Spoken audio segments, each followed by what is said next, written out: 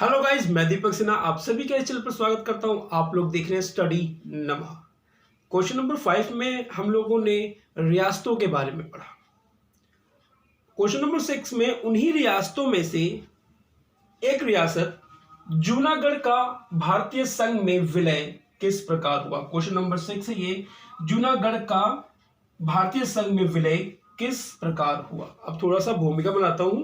जो मैं क्वेश्चन का अर्थ समझाता हूं उसका मतलब ये नहीं कि क्वेश्चन का वो अर्थ होता है, इसके साथ मैं आपके चैप्टर के अंदर जो टॉपिक्स दिए हुए उनको भी क्लियर करता हुआ जा रहा हूं। भले ही मैं चैप्टर नहीं करवा रहा मगर आपके क्वेश्चन से आपकी बुक भी पढ़ा दे रहा हूं। अब मेरी बात को ध्यान से समझना। आप सभी को मालूम था 565 रियासतें थी। सबको मालूम तो चल ही गया था कि बंटवारा होना है। सबने अपने मस्तिष्क में ये भी सेट कर लिया था 565 में से कुछ राजाओं ने कि हमें किस देश के साथ मिलना है। 1947 से पहले पहले तो कुछ रजवाड़े अपने आप ही विलय हो गए थे। अब मैंने देखो 565 की संख्या को हाफ क्रॉस किया है, यानी कि 1947 तक आते आते कुछ रियासतें ऐसी थी जो भारत के अंदर पहले ही मिल गई थी। तो चलो अच्छी बात है, ज़्यादा टेंशन हमें लेनी नहीं पड़ी। मगर 1947 के बाद जो कुछ रियासतें बची हुई थी उन रियासतों में झोल हो रहा था। उन रियासतों में कुछ रियासतें पाकिस्तान के साथ मिलना चाहती थी। उन्होंने अपना मन बना लिया था पाकिस्तान के साथ मिलने का, और कुछ रियासतें स्वयं का शासन चाहती थी। तो स्वयं का जो शासन चाहती थी उनको हम बाद में बात करेंगे। हमारी रणनीति थी कि जिन राजाओं ने अपनी मानसिकता को बना रखा है कि हम पाकिस्तान के साथ मिलेंगे, उस मानसिकता को किस तरीके से भारत में परिवर्तित किया जाए, यानी कि उस राजा की सोच को किस तरीके से मोड़ा जाए। उन्हीं रियासतों में से एक रियासत थी जूनागढ़। जूनागढ़ के राजा का पूरा फैसला था कि मैं पाकिस्तान के साथ मिलूंगा। जब ये बात सरदार वल्लभ भाई पटेल को मालूम चली तो उन्होंने अपनी सूझबूझ के साथ जूनागढ़ के राजा महावत खान से बात करी, उनको समझाया बुझाया और जनमत संग्रह कराने पर राजी कर लिया।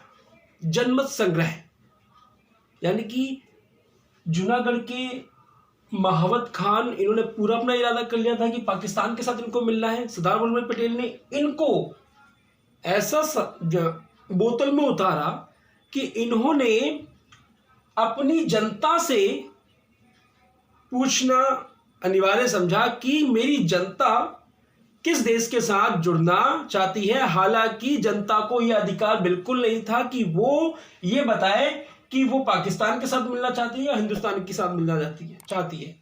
जूनागढ़ की जनता की खासियत क्या थी कि जूनागढ़ की जितनी भी जनता थी उसमें से 80% जनसंख्या हिंदू थी,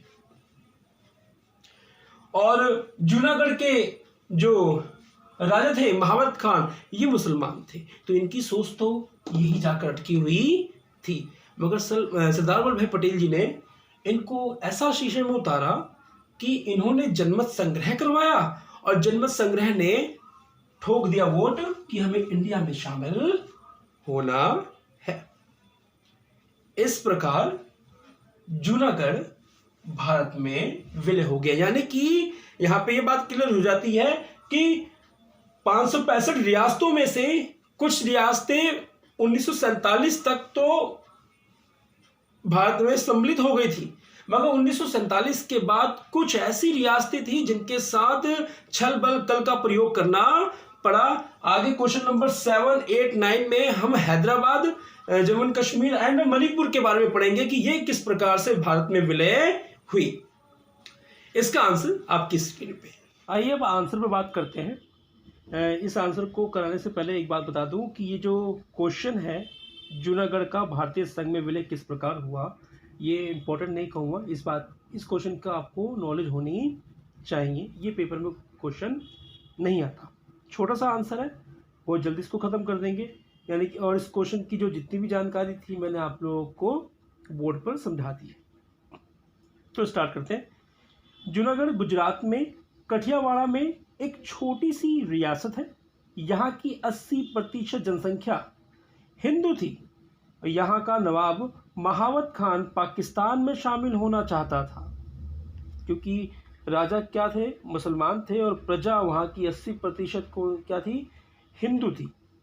सरदार वल्लभ भाई पटेल ने सूझबूझ से काम लिया। उन्होंने वहाँ के नवाब को जनमत संग्रह के लिए मनवा लिया कि आप अपनी जनता से पूछें कि आपकी जनता किस देश में जुड़ना चाहती है और किस देश के साथ जुड़कर वो खुश रहेगी।